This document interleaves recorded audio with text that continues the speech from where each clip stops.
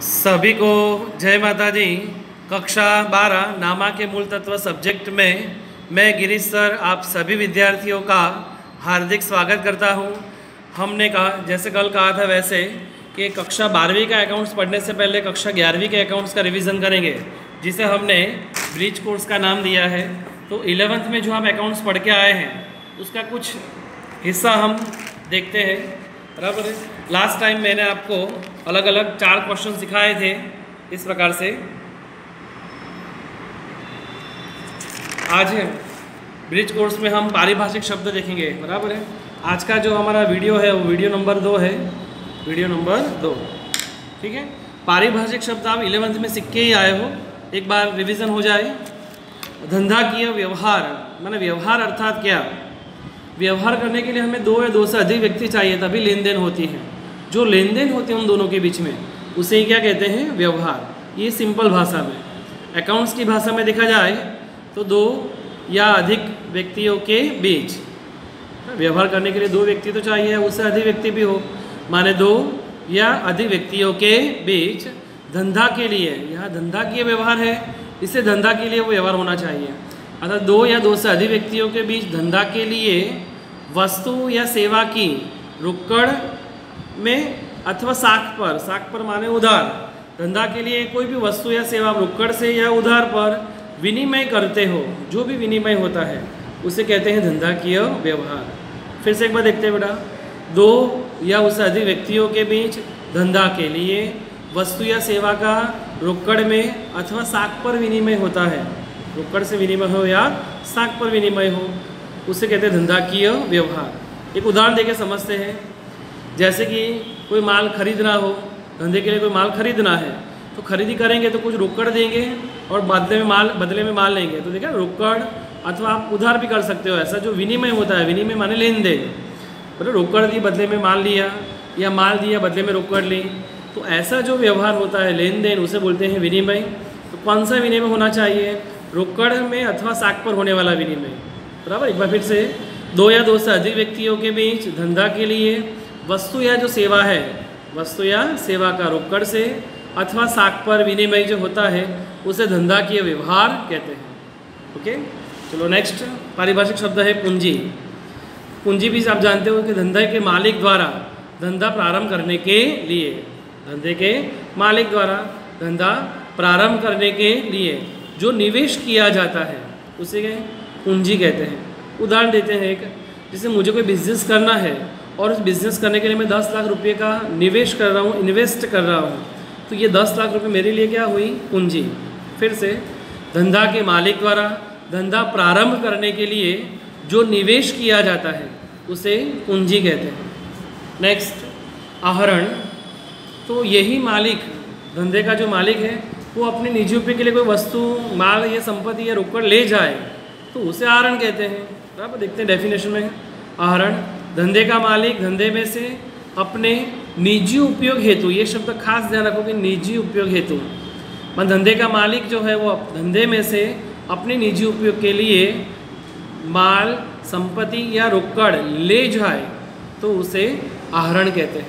एक उदाहरण देते हैं, जैसे मेरा खुद का बिजनेस है और उसमें से मैं 10,000 रुपये का 10,000 रोकड़ अपने घर खर्च के लिए मैं ले जा रहा हूँ, तो 10,000 रुपया मैं घर खर्च के लिए ले गया तो वो मेरे लिए क्या हुआ? आहरण। माने अपने निजी उपयोग के लिए हेतु कोई माल, संपत्ति या रोकड़ ले जाए तो उसे क्या कहते हैं? आहरण कहते हैं। नेक्स्ट, दायित्व। दायित्व माने जिम्मेदारी, दायित्व माने जिम्मेदारी। डेफिनेशन देखते हैं। धंधे द्वारा उधार खरीदे माल, संपत्ति या सेवा संबंधी भुगतान पात्र रकम, इसे समझते हैं। कोई धंधे द्वारा कोई खरीदा हुआ माल हो या संपत्ति हो या सेवा खरीदते हैं तो भुगतान पात्र रकम माने कोई रकम चुकानी पड़े। आज जैसे मैंने 20,000 का फर्नीचर खरीदा है तो 20,000 मेरे लिए भुगतान पात्र रकम हुई कि नहीं? अरे वैसे कोई माल खरीदा हो, संपत्ति खरीदा हो, सेवा संबंधी भुगतान पात्र रकम अथवा कोई उधार ली रकम वापस करने पात्र हो, माने मैंने 20,000 की लोन ली है तो वापस करनी होगी कि नहीं? तो ये जो रकम है उसे बोलते हैं दायित्व।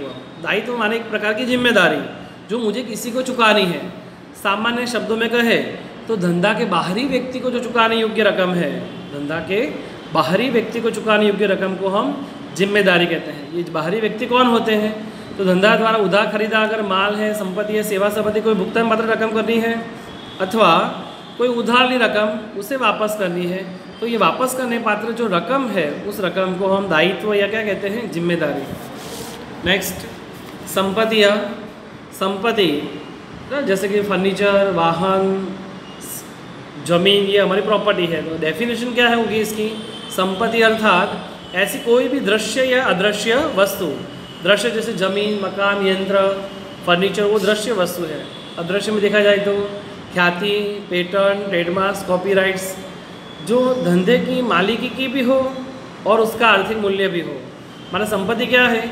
ऐसी कोई भी दृश्य या अदृश्य वस्तु है जो धंधे की मालिकी की भी हो और उसका आर्थिक मूल्य भी हो। एक उदाहरण दे रहा हूँ, जैसे कि धंधे में 20,000 का फर्नीचर है, तो धंधे की मालिक का फर्नीचर है और उसका आर्थिक मूल्य कितना है? 20,000। तो वो फर्नीचर हमारे लिए क्या कहलाएगा? संपत्ति। मानो वो धंधे का मालिक भी दर्शाता है फर्नीचर और उसका एक आर्थिक मूल्य भी है कि नहीं? दोनों वस्तु हो तो उसे प्रॉपर्टी कहा जाएगा। फिर से, संपत्ति अर्थात ऐसी कोई भी दृश्य या अदृश्य वस्तु जो धंधे की मालिकी की भी हो और उसका आर्थिक मूल्य भी हो। नेक्स्ट, माल स्टॉक, जिसे माल का अंतिम स्टॉक भी कहा जाता है। डेफिनेशन देखते हैं पहले। खरीदे माल में से बचे हुए माल को, खरीदे माल में से बचे हुए माल को माल का अंतिम स्टॉक कहा जाता है। माने सोचो आज मैंने 2 लाख की खरीदी की है, 2 लाख के माल की, उसमें से 50,000 का माल मेरा लास्ट में वर्ष के अंत में बिके बगैर का पड़ा हुआ है, अंत में इतना बचा हुआ माल है। मान 2 लाख में से 50,000 का बचा हुआ माल है, तो ये बचा हुआ जो माल है उसे माल का क्या कहा जाएगा? अंतिम स्टॉक। माने खरीदे माल में से बचे हुए माल को माल का अंतिम स्टॉक कहा जाता है। नेक्स्ट, देनदार। ये सभी पारिभाषिक शब्द बहुत अच्छे हैं जो आपको 12th में आने ही चाहिए। देनदार क्या देनदार किसे कहते हैं? देनदार को माने व्यापारी द्वारा अपने ग्राहकों को उधार माल का विक्रय किया जाए। माने कोई व्यापारी अपने ग्राहक को माल बेचता है तो विक्रय किया जाए, तब ये ग्राहक को ही क्या कहा जाता है? देनदार। एक उदाहरण दे रहा हूँ, समझ में आएगा आपको अच्छा। जैसे मैंने एक्स नाम के व्यक्ति को 5 लाख का माल बेचा, एक्स नाम के व्यक्ति को मैंने 5 लाख का माल बेचा है। अगर मैंने माल बेचा है तो वो व्यक्ति मुझे पैसा देने वाला हुआ कि नहीं? 5 लाख वो मुझे देगा, 5 लाख वो मुझे देगा, तो इससे वो हमारा क्या हुआ? देनदार हुआ। अर्थात व्यापारी अपने ग्राहकों को जब उधार माल का विक्रय करता है तब ये ग्राहक हमें पैसा देने वाले होते हैं, ग्राहक पैसा देते हैं, इसलिए उसको क्या कहा जाता है? देनदार कहते हैं। नेक्स्ट, लेनदार।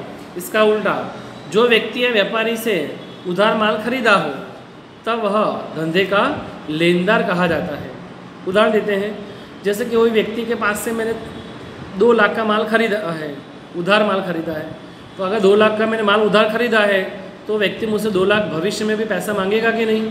अगर 2 लाख वो मुझसे मांगने वाला है, पैसा लेने वाला है, मुझसे पैसा लेने वाला है, इसे उसको क्या कहा जाएगा? लेनदार। अगर जो व्यक्ति से हमने उधार माल खरीदा है वह व्यक्ति पैसा धंधे हमसे पैसे लेने वाला हुआ, धंधे में पैसे लेने वाला जो है इसे उसको कहते हैं लेनदार कहा जाता है। Next, voucher. वाउचर एक प्रकार की रसीद है, एक प्रकार का रिसिप्ट है जो हमें व्यवहार हुआ है इसकी साबिती देता है। डेफिनेशन देखते हैं पहले। हिसाबी व्यवहारों को समर्थन देने वाले मूलभूत दस्तावेज को वाउचर कहते हैं। हिसाबी व्यवहारों को समर्थन देने वाले मूलभूत दस्तावेज को वाउचर कहते हैं। जैसे कि आज मैंने 3 लाख की खरीदी की है, तो उसका आधार क्या आधार रहेगा कि मैंने 3 लाख की खरीदी की है? तो 3 लाख की खरीदी का अगर मुझे बिल बताएंगे तो वो बिल जो है, बिल पर से पता चलेगा कि हाँ सही में 3 लाख की खरीदी की है। उस बिल को क्या कहते हैं? वाउचर। माने वो बिल समर्थन देता है कि सही में 3 लाख की खरीदी हुई है। माने जो भी हिसाबी व्यवहार होता है उसे समर्थन देने वाला जो मूलभूत दस्तावेज है उसे वाउचर कहते हैं। नेक्स्ट, घिसाई। माने प्रति वर्ष संपत्ति की कीमत में निर्धारित दर से कमी की जाती है। हर साल संपत्ति की कीमत में निर्धारित दर से कमी की जाती है। जितनी रकम कम की जाती है उसे क्या कहते हैं? घिसाई। जैसे मैंने 1 लाख का फर्नीचर खरीदा है हर साल उसमें 10-10 हज़ार घटाते जाते हैं, क्योंकि जैसे जैसे समय बीतता जाएगा वो फर्नीचर की वैल्यू घटती जाती है। तो प्रति वर्ष संपत्ति की कीमत में निर्धारित दर से जो कमी की जाती है उसे ही क्या कहते हैं, जो रकम की कमी की जाती है उसे क्या कहते हैं, घिसाई। और लास्ट आज का पारिभाषिक शब्द डूबत ऋण। डूबत ऋण क्या है? तो डूबत ऋण डेफिनेशन देखते हैं, देनदारों के पास से जो रकम वसूल नहीं हो सकती है, जो देनदारों के पास से जो रकम वसूल नहीं हो सकती है उसे डूबत ऋण कहते हैं। उदाहरण देते हैं, जैसे किसी को मैंने 2 लाख का माल बेचा है, 2 लाख में से वो मुझे 1,80,000 दे रहा है देनदार। मैंने माल बेचा तो सामने वाला व्यक्ति पैसा देगा तो उसे क्या कहेंगे, देनदार। अगर मैंने 2 लाख में माल बेचा तो उसे पैसे भी कितने देने पड़े, 2 लाख। पर 2 लाख में से वो मुझे 1,80,000 ही दे रहा है, 2 लाख में से मुझे 1,80,000 दे रहा है, तो मुझे कितने पैसे नहीं मिलेंगे, 20,000 नहीं मिलेंगे। अगर 20,000 नहीं मिले तो ये रकम उसके पास से वसूल नहीं हो सकती, इतने पैसे मेरे डूब गए। जो डूब गए उसे ही क्या कहते हैं, डूबत ऋण। ठीक है, तो सभी स्टूडेंट्स ये 11 पारिभाषिक शब्द ब्रिज कोर्स में अच्छी तरह से लिखें, याद करें और होमवर्क का जो पिक निकाल कर मुझे पर्सनल में मेरे नंबर पर मुझे सेंड करें। ठीक है बेटा, सभी विद्यार्थियों को जय माता दी।